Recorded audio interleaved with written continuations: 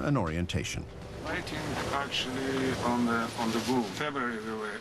Built in 1987 for the Russian Academy of Sciences, the Mirs can dive 20,000 feet, almost 4 miles. 25 feet long, 12 feet wide, the Mirs carry power and hydraulic equipment, thrusters for maneuvering, remote manipulator arms, and high-definition cameras in watertight housings. Inside, a pilot and 2 observers, plus gear for navigation, life support, temperature monitoring, and a few low-tech accessories. Here you usually put some pee bottles. That hasn't changed much over the years. Oh, yeah. Every inch of wall space is covered with the tools that we're going to need to get the job done down there. Everything is very utilitarian. Everything serves a purpose. There's nothing that's really for creature comfort.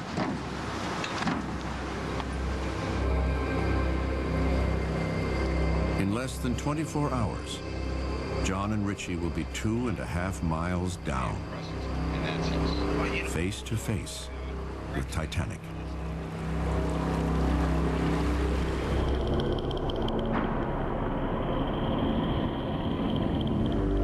As Titanic's design is taking shape, White Star plans plenty of luxury to attract passengers. But they're not ignoring safety. Titanic was as safe as any other vessel in the world in 1912. The watertight bulkheads were of the most modern and certainly of the highest quality. Everything about that ship was done to first-class specifications. Titanic is designed with 16 watertight compartments, plus a double bottom. She was described as a 2-compartment ship, which meant if any 2 of the compartments were flooded, she could stay afloat. And in fact, if she was flooded in 3 or even 4 compartments, she could stay afloat.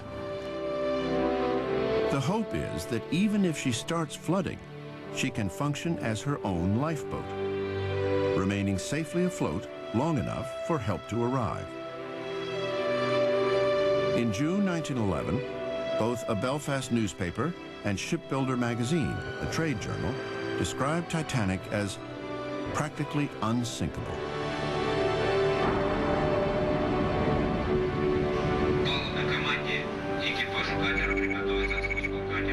Aboard the Keldysh, just before the first dive, Anatoly starts his morning briefing. Okay, good morning, доброе утро. We open new page in our diving on Titanic, real history page. Историческую страничку открываем сегодня. Anatoly will take John and David in Mir 1 to Titanic's stern, David, me, and John. then head south to search for the ribbons of steel Concannon saw in 2000. Jania will pilot Mir 2. Debris and He will start at the bow, carrying Richie and Ralph. Their objective? Document the wreck's deterioration, then explore the debris field. Okay, this is practically all. Weather very rough, but I think that we will be lucky. Everything is riding on these dives. If they can't find and photograph Concannon's ribbons of steel, the experts will have nothing to analyze. And the expedition will have failed.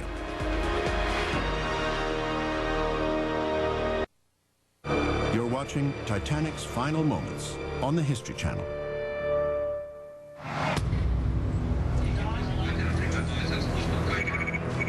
Day 3 on the Keldysh. The first dive is beginning.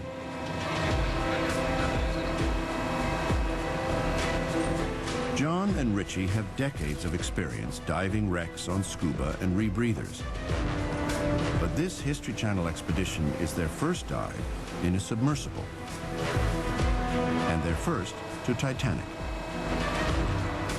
I got butterflies in my stomach. There's a lot of things rolling through my head. I'm a wreck diver. I've identified myself as a shipwreck diver and explorer since I'm 15 years old. I am working very hard at keeping a surface of professionalism and calm. But you're talking about a guy that has been diving shipwrecks for most of his adult life. That is the thing that I'm truly passionate about. And all we want to see is the water splashing over the ports. There we go. And we got our feet wet. That's it, baby. We've just splashed down and we're right below the surface. Descending at roughly 100 feet per minute, it doesn't take long to pass the deepest Richie and John have ever been. 750 meters. 800. 850. It will take the Mears over 2 hours to reach the bottom. Waiting there, 2.5 miles down, Titanic.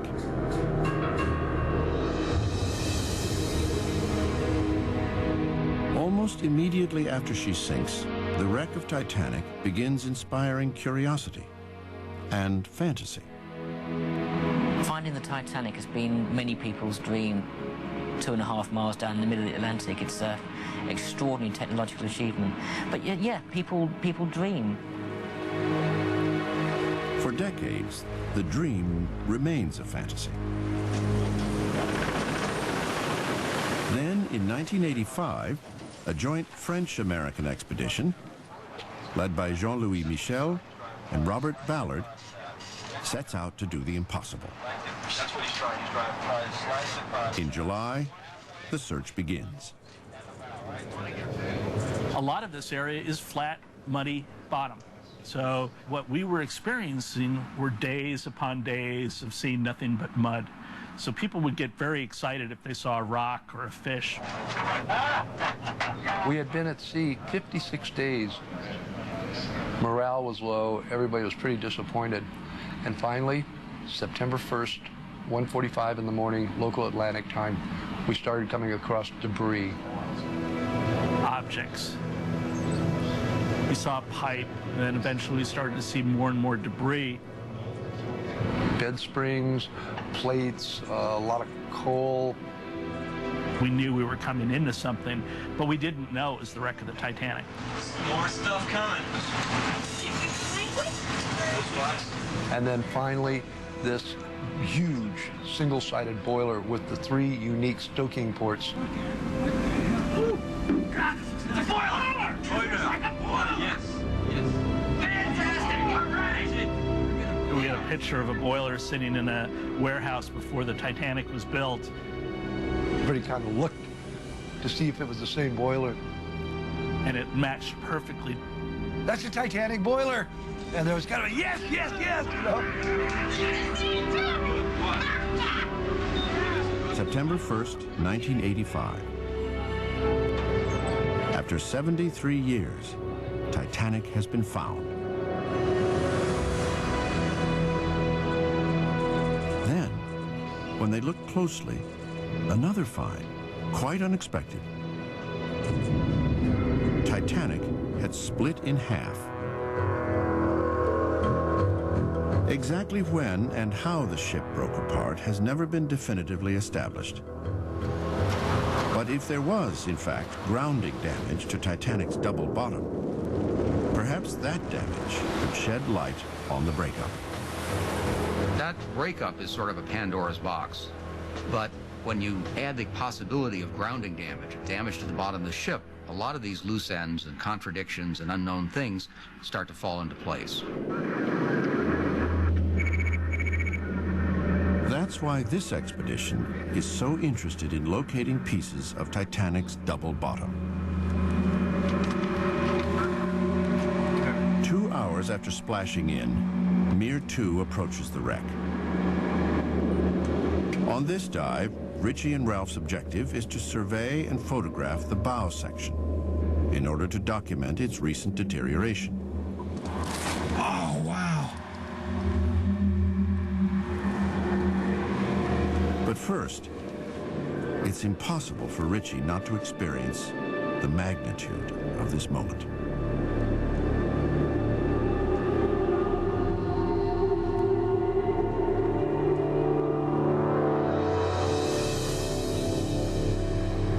Oh my God. Unbelievable. Unbelievable. Look at that. Oh man.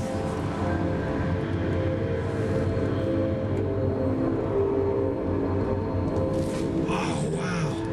And that's one of the cranes for picking up the anchors, correct? Yeah, that's it right there. Oh my God. Look at that. Look at that. The wreck side of Titanic occupies more than a square mile. The bow and stern sections are about 800 meters apart. The bow pointing north, the stern south. The bow, though damaged and deteriorating, still reveals recognizable features. The port side anchor, weighing over 7 tons. All around and over it, and covering the hull, hanging down, are rusticles, icicle-like secretions, the waste product of bacteria that eat iron oxide.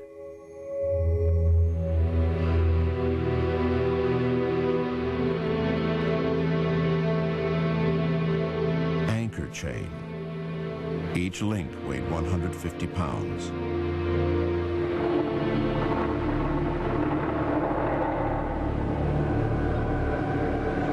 The forward cargo hold, its hatch cover long gone.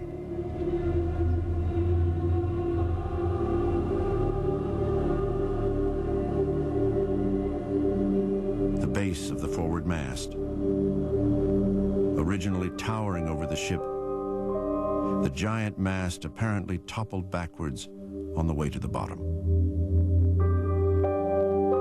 Moving up the mast, the hatchway for the lookouts. After climbing up through the mast, they would emerge here to stand watch in the crow's nest, now gone. From this spot, lookout Fred Fleet saw the iceberg.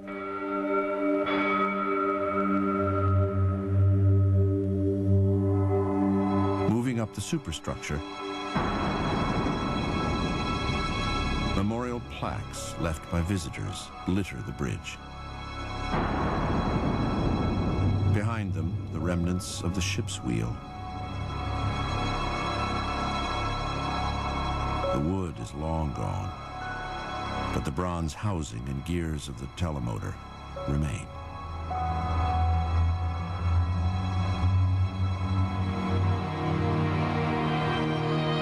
Behind the bridge, the officers' quarters. Captain Smith's cabin and his bathtub.